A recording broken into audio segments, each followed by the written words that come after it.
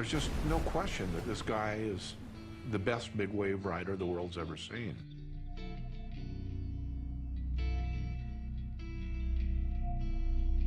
In August of 2000, Hamilton took another giant leap by riding a wave so treacherous and so outrageous that it affected the course of big wave surfing history. The wave broke 3,000 miles south of Maui on the French Polynesian island of Tahiti at a reef pass known simply as Teahupoo.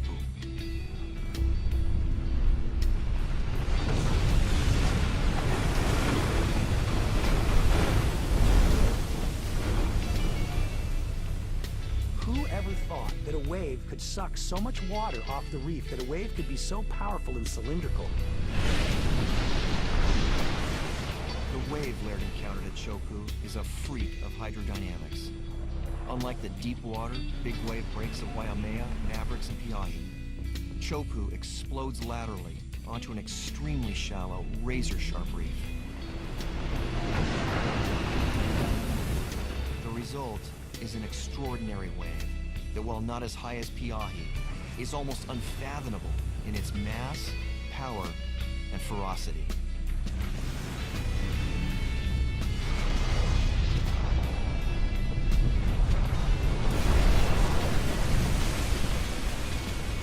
Teahupoo's reputation was already fearsome, but neither Laird nor Derek Dorner could have imagined the once-in-a-lifetime wave that eventually appeared on the horizon. I towed him onto this wave. It was to the point where I almost said, "Don't let go of the rope." And when I looked back, he was gone.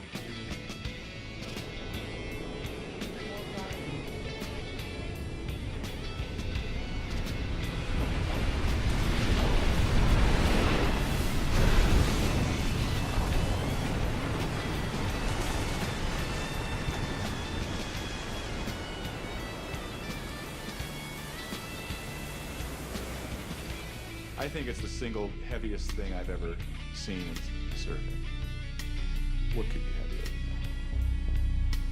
than Laird's wave at Teahupoo was the most amazing, single most significant ride in surfing history, more than any other ride.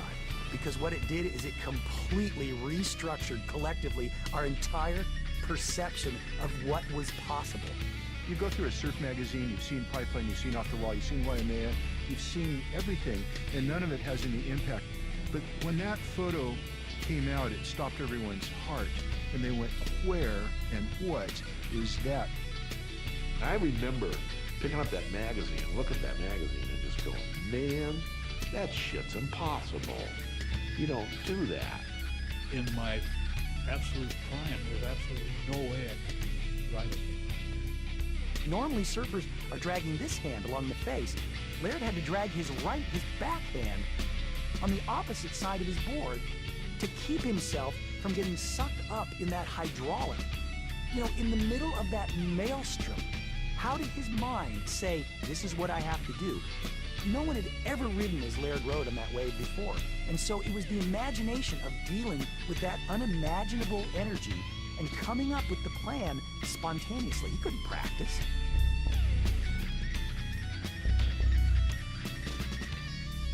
I asked Laird, I said, Laird, why do you ride waves like this? Why do you risk your life riding waves like this? And he looked at me. This is a week after he did this. And he was kind of drained from the experience. He was very mellow and I think he was humbled by the experience. And he goes, Dad, I've trained my whole life for this. I don't want to miss an opportunity like that.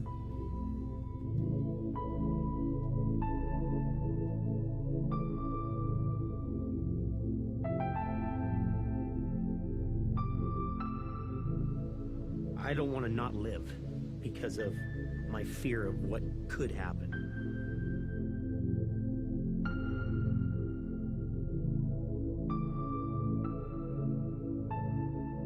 It softened some hard corners in my life, I would say. And I felt honored to be awarded with something so magnificent that it just made me appreciate what I've been able to have, experience, do,